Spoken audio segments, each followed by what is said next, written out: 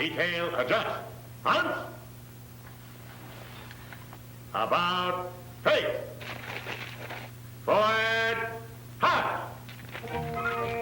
Believe it or not, Ripley, this is everyday stuff in the old swimming hole at Camp Gordon, Johnston, Florida.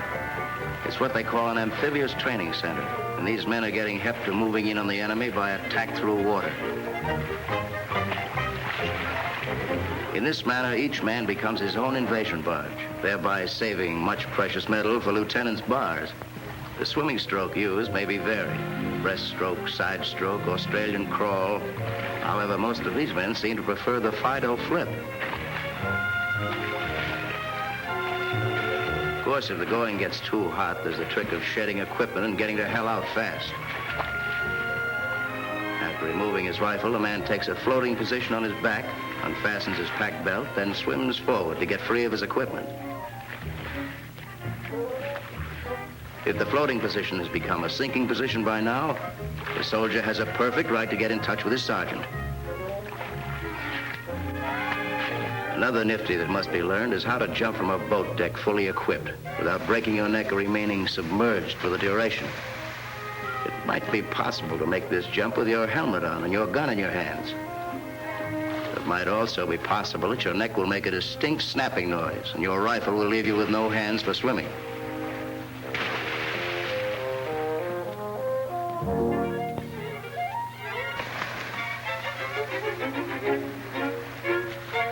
These 10 easy lessons are somewhat similar to parachute troops training, except that there's no parachute, no view, and no air to breathe when you land.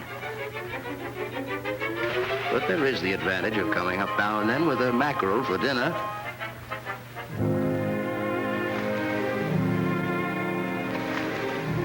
This is one of the more pleasant periods of amphibious training, the chance for a swim without equipment.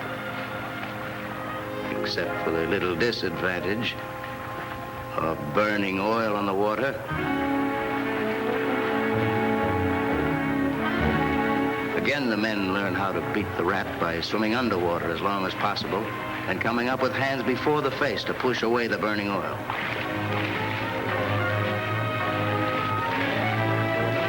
In an actual emergency, they may be swimming away from the flames, not toward them. These flames have to be chased because they've been kicked around so much they know they can't win.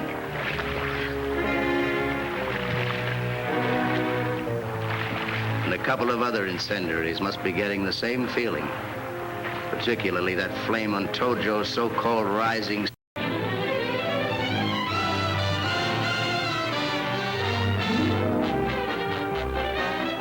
Listen, gents, I've been pushing the hack around New York for quite a couple of years, namely 22.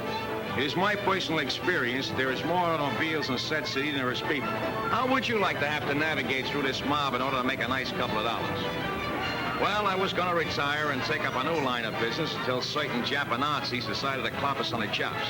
First result is I don't have to retire because this here war has made from traffic a dead mackerel.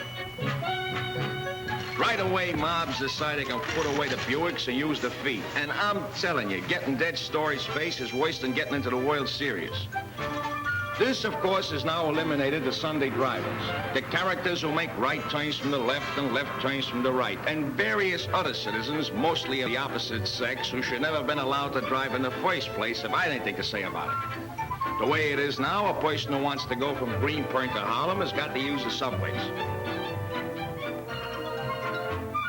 So everybody is very happy with the possible exception of the street cleaning department, because a lot of people from Brooklyn had horses hidden under rocks from which they now have come out of retirement. Now I got something else in my mind. This is the old village after dark with the masses lighting up the double crossroads of the world, the main stem, the hardened artery. You're right, brother, good old Broadway. It was a kind of a pretty sight with the neons twinkle like little stars in sections like Flatbush and even Staten Island. Well, this here practice is now a memory. We got ourselves a dim on account of the way the ships stand out against our lights. So, come 6 o'clock, Fifth Avenue looks like it was in Hackensack, and I wouldn't have believed it. I also wouldn't have believed it if you said you couldn't go to Louis the grocer and buy all the tomato and pea soup you wanted, like, for instance, this doll is doing in the good old days before this war, on which you gents is an expert. A lot of you also had to have the Mizuma to pay for that hardtack. But that's not the problem now. You can have a zillion bucks, but the way it is now, you got to be a certified public accountant to buy a can of pork and beans. This improvement is what is known as rationing, which I will now explain to you. First, you got to add up what you got, like these ladies are doing.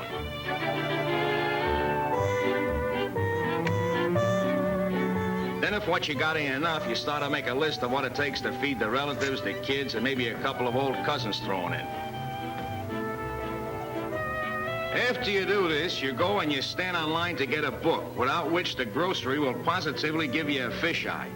Oh, by the way, this standing online, gents, we picked up from the Army. And by the way, we'll be very glad to give it right back to you. So after quite a little wait, you get yourself a ration book number 2, which entitles you to 48 points of groceries each and every month, which makes certain people, for instance, my wife, brood whether there is the water and a bottle of ketchup, or to play it safe and buy a couple of small cans of corn, which positively gives me indigestion.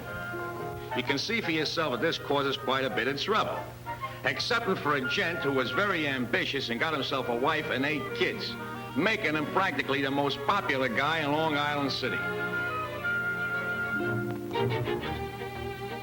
But here comes the real pain in the neck, trying to juggle the points so that everything comes out. This makes filling out income taxes strictly for amateurs.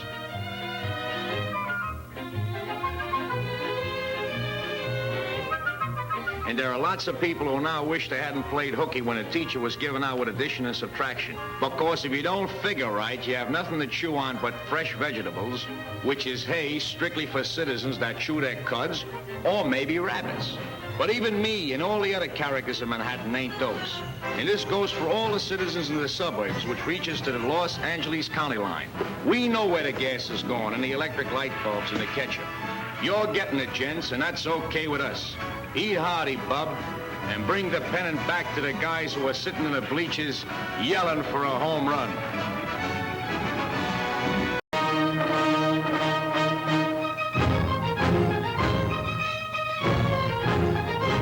Yes, these are reindeer. The Russians used them to pull sleds over territory where motors would break down.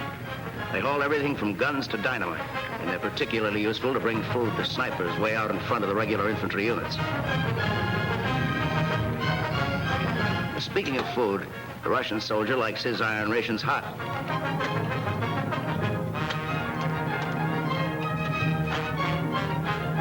Field kitchens like this are set up wherever the troops are.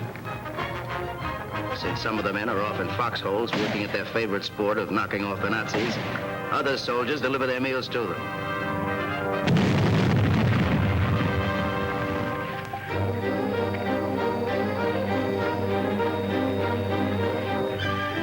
This man is getting his favorite dish, borscht.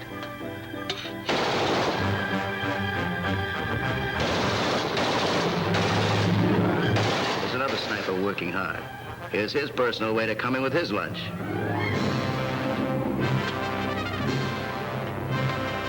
It looks like macaroni, but it's probably shashlik or beef stroganoff. A man feels like working after a good feed, and this soldier is no exception. He's found himself a Nazi. Bingo! He gets the baby doll, which in this case happens to be a shower bath. Yep, a shower bath in a country where the temperature is about 30 below zero. A temporary tent is set up, and the snipers show they've got guts as they start to strip.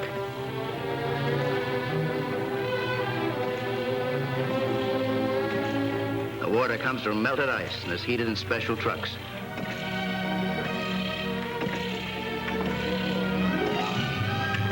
Down to the rind, the men do a good job with soap and hot water.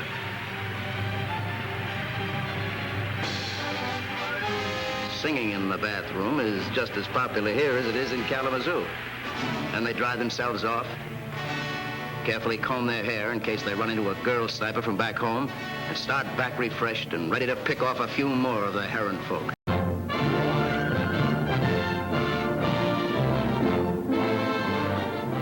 One letter doesn't weigh an awful lot, but you GIs overseas add up in the millions. Your girls and folks back home make a lot of millions more. Your letters take a lot of shipping space, and so, letters or guns? That's the question the War Department had to face, and they solved it by giving you both, and giving it to you fast with V-mail. The same form is used everywhere, with room for 400 typewritten words. Any writing tool can be used, typewriter, pen, or pencil. So long as pencils like this are avoided. It's too hard and its mark is almost invisible. A softer pencil photographs like ink. Every day, more and more people use V-mail, and it's always a rush job as far as the post office is concerned. By nightfall, this stack of letters will be on microfilm and on its way across. As the stream of V-mail pouches pours in, the letters are sliced open by a cutting machine, and they are now ready for quick processing. First of all, the letters are sent to the separation tables, where an experienced staff, instructed never to read the mail, sorts it into destination groups, making sure each V-mail letter has been correctly prepared. More than 10% of letters coming in have to be returned.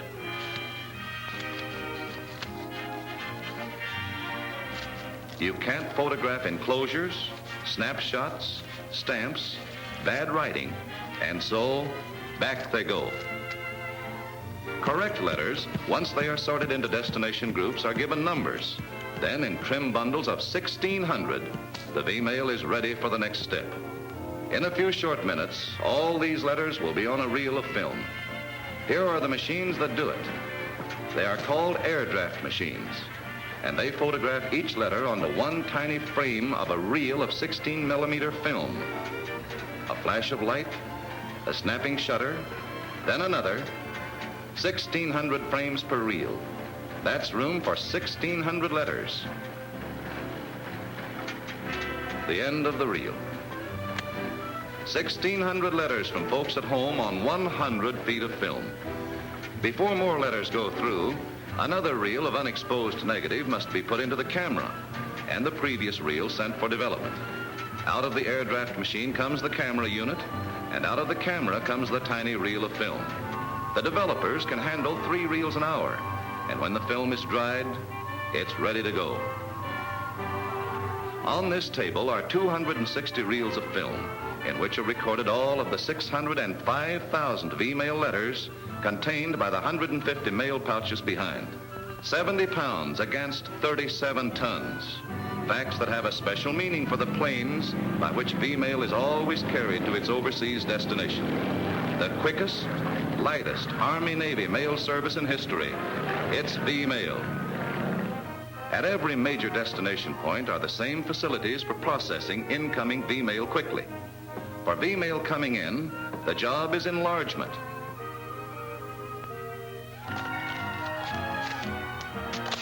And so the reels of microfilm are sent immediately to the printing room, where this enlargement machine prints the letters by exactly the same process that home snapshots are enlarged.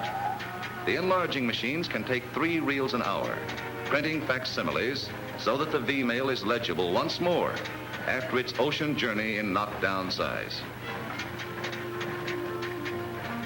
Letters are 5.5 by 4 inches now, just half the original size. Sliced into separate letters again, the V-mail is nearly ready to seek its destination by ordinary mail procedures from here on. Folding the V-mail facsimile letters so that they'll fit into special V-mail envelopes is accomplished easily by machine. And then the trim stack is ready for the final step, inserting the facsimiles into envelopes and then sealing them. Again by machine for speed. 3,000 an hour. The letters are inserted so that the address on the facsimile appears through a little window in the envelope. That's all. They're ready for delivery. You may not be able to get a clip from your local newspaper or smell Susie's perfume, but brother, V-mail saves space and time, and that means you're going to get home sooner. So use it.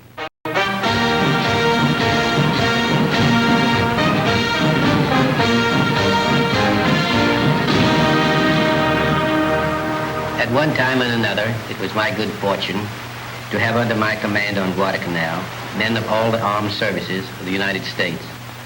If anyone ever held the idea that members of our different fighting units could not work together harmoniously and loyally to achieve a common purpose. One brief visit to that battle area would have quickly dispelled any such thought. We had there Army air and ground units, Navy units working on the sea, on the land and in the air, and Marines of all kinds. You could not tell one man or one unit from another. They dressed alike, looked alike, and they fought alike.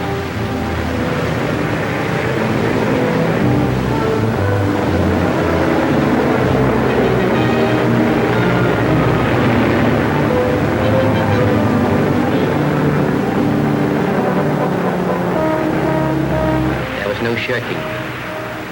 There was no insincerity. Willing hands were found for every task. Not only is that battered island in our hands, but also American soldiers, sailors, and Marines have shattered forever the myth of Japanese invincibility. In the early months of the war, while the Japanese war machine moved steadily from one conquest to another, many people undoubtedly asked themselves what manner of men these were, and how would our troops fare once battle was joined. They now have their answer. Do not, however, mistake my meaning. I say we will conquer, but that conquest will not be easy. It will demand the best in every one of us. Against Japanese craftiness, the American fighting man pits a superior intelligence. The Japanese is trained to fight bravely and die. The American is trained to fight, win, and live.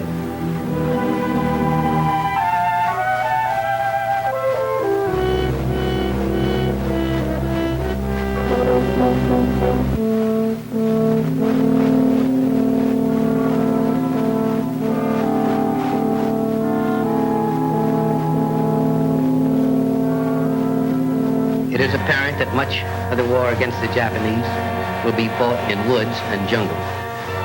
Prepare yourself physically. Jungle fighting is hard going and calls for the best that is in you.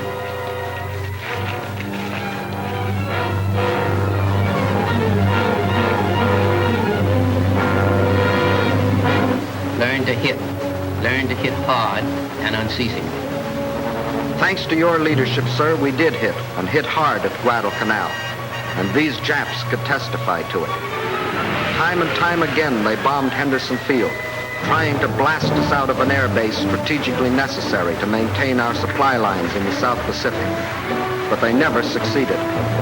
After each attack, we went to work with men and tractors. Tractors hauled thousands of miles across open sea and had Henderson as good as new in 24 hours. Our fortresses were able to land after leaving souvenirs on Japanese installations that they won't soon forget. The heroism of our Marines and airmen and of the soldiers who relieved them are part of the great spirit and determination that chased the Japs out of Guadalcanal, their tails between their legs. And here are some other heroes. The Spook, the Lay's Lady, the Boomerang, who worked ceaselessly in the action that finally made Guadalcanal ours. And hats off to the Navy for protection on the sea. Proof, sir, of that great cooperation between the services of which you spoke.